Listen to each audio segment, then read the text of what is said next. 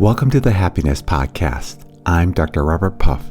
There's a severe malady that a lot of people struggle with these days, but it isn't talked about very much, unfortunately. If I were to label this condition, I call it the arrival fallacy. And here's the core symptom. Most people live by the logic that when I arrive at X and finally get there, then I'll be relaxed, happy, and fulfilled. We see it all the time. It feels like it's omnipresent. When I graduate from high school, when I graduate from college, when I graduate from medical school, then my life will really begin. When I get that promotion, when the kids are grown, when I retire, then I'll arrive. Let's pause for a second and think about our own lives. Is there something we're waiting for in order to finally arrive and be happy? When I get through this medical crisis and my body's feeling better, then I'll be happy. When I finally find my soulmate, go down that aisle, and we commit to live happily ever after, no matter what, then my life will begin.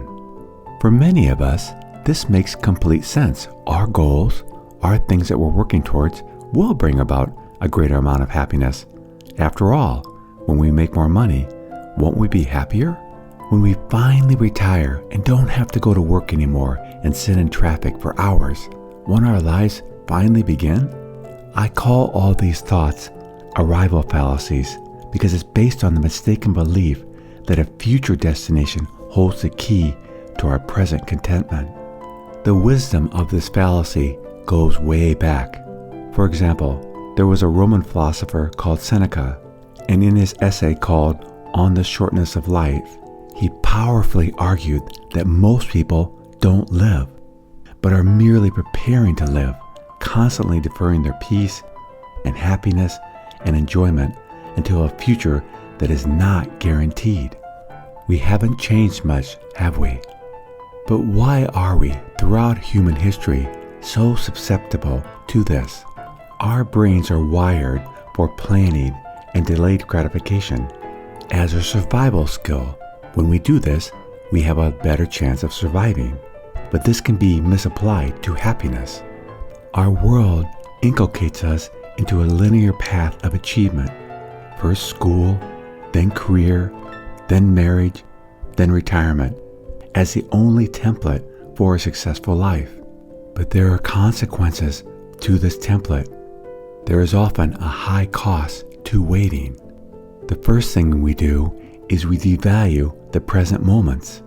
When we live for the future, the present moment becomes a mere obstacle or a means to an end. Life's small, everyday joys, like a conversation, a meal, a walk, are overlooked because they aren't part of the big plan. And sadly, we end up being not present for so much of our lives. I'm sure most of us have heard of Leo Tolstoy, the author of War and Peace. Of course, because of his success, he achieved immense literary fame, wealth, and status, the future that he had put so much energy into working towards. You could compare him to the life of a modern-day movie star or rock star. But after he achieved all these great things, he found out how spiritually hollow they were. So did he give up and just live a life of despair? No, he didn't. He spent his later life renouncing his life's works and fortune, realizing that the goals he had pursued had not brought him meaning he craved. So he switched his energy towards living a life of simplicity and faith. He even, towards the end of his life, had a correspondence with Mahatma Gandhi. But haven't we all known people, or at least heard of people, like Leo Tolstoy, that had so much success in their lives, and then they renounced it all and went down a very different path? I attended a talk once by a 𝐃𝐨 Buddhist meditator, and he was telling his story how he'd been in the corporate world, rising to much success in his career, but his body just couldn't take it, and he almost died, and he realized that he had to make changes, and he did. He became a Buddhist monk and went around the world teaching people how to meditate. And there's another high cost of waiting for the future to start living. And it's the unreliability of imagined futures. The future that we're postponing everything for is an illusion. First, it rarely unfolds as we imagine. Second, even if we achieve our goals, we're still ourselves. The new job can come with new stressors. Retirement can bring boredom or loss of purpose. The goalpost for happiness keeps moving further away. I remember one of the first times this really hit home with me. I was an undergraduate at university and had a long ways to go before I was going to finish my PhD. I hadn't even applied to graduate schools yet. But I was in my academic professor's office and we were talking about my future, and we began to talk a little bit about his life. He was married, he had his doctorate, he had children, he had a beautiful home. I'd been to it. I thought, wow, your life must be great. But I immediately realized there were so many things that he was working towards, and his life was on hold like mine was. He had achieved everything that was still far in the future for me to achieve, and yet he hadn't arrived. But I'm so thankful for that conversation because it changed my life. I realized at that point I had to stop putting all my eggs in a future basket that may not turn out the way I thought it would. And thankfully I was able to change it and start living along the way instead of waiting until I arrive at some elusive goal that I thought would make my life happy. So what is the solution to the postponement problem or the arrival fallacy? How do we break the habit of later? We need to shift from outcome to process. What do I mean by that? You may be thinking that I suggest that we abandon our goals. I am not. I have a long list of goals that I will be working on until the day I die. But the shift comes from finding fulfillment in the process of pursuing them. Though this may be a cliche, it's a very wise one. Success is not just the destination, but the quality of the journey. How we do this is by embracing daily practices. The small wins, the learning, the effort itself becomes the core of a meaningful life. I don't know if you've ever read the autobiography by Benjamin Franklin, but it is a good read, and it's a prime example of a process-oriented person. While he did have grand ambitions, his daily focus was on his schedule of virtues and self-improvements. He found satisfaction from the daily acts of becoming a better person, not just from the future wealth and fame that it might bring. For example, I just wrote a new book called Awakening Wonders, and writing a book, if you haven't written one, is a lot of work.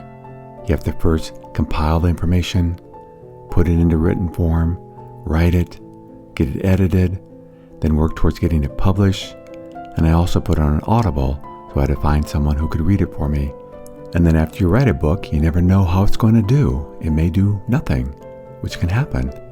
But what I did do is I really enjoyed the process. I wrote a book on a topic that I'm very interested in and like. It's about seeing wonder everywhere in life, creating a childlike heart, which I think is a beautiful way to live life. And because I had to research it in order to write a book, I learned all kinds of things that I was able to apply to my own life. If the end result had been just focused on getting the book out, I wouldn't have enjoyed the journey, but I really did enjoy every aspect of writing this new book. And life is like that. We can have goals. Goals are good.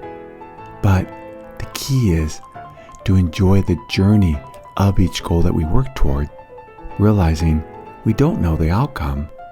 But if we have a wonderful time heading towards the goal, then the outcome is somewhat irrelevant. So I do think as we work towards our goals, ask ourselves, is this something that I'm going to enjoy getting there? Is it something that I'm somewhat interested in and maybe even passionate about? Because the more we enjoy our goals all along the way, the more, if we reach the end result or we don't, we will have had a wonderful time getting there. And then the last and very important thing that we can do to avoid the postponement problem is develop skills of cultivating presence. For example, we can savor life, deliberately paying attention to a positive experience, like the taste of tea in the morning or the warmth of the sun on our face. We can practice intentional unplugging, giving ourselves moments free from future-oriented distractions like emails or news alerts. Spending time in nature, having quiet time just to read a book, making room for meditation in our lives, periodically going on retreat for a weekend where we don't engage with others, but we're just still present with ourselves. And we can also practice journaling on the present. At the end of each day, write down not what you plan to do, but one small, meaningful thing that happened today. One of the most beautiful examples of this is the Stoic and Roman emperor named Marcus Aurelius, whose journals were later published into a book called The Meditations. I really doubt any of us listening to this podcast have a more rigorous life than he did. He was in charge of, for years, one of the largest empires that ever existed in human history. But if you read his personal journal in the Meditations, you find he focuses on the present moment, acting with virtue now, and accepting what was outside of his control. So in conclusion, it's so helpful to remember the future is a direction, not a destination. The goal is to build a life that is so engaging and meaningful in the present that the future takes care of itself. And each day, ask ourselves this, not what do I want to achieve, but how do I want to live today? Thank you for joining me on the Happiness Podcast. If you'd like to learn more about the podcast, please go to www.happinesspodcast.org. That's happinesspodcast.org. Until next time, accept what is, love what is.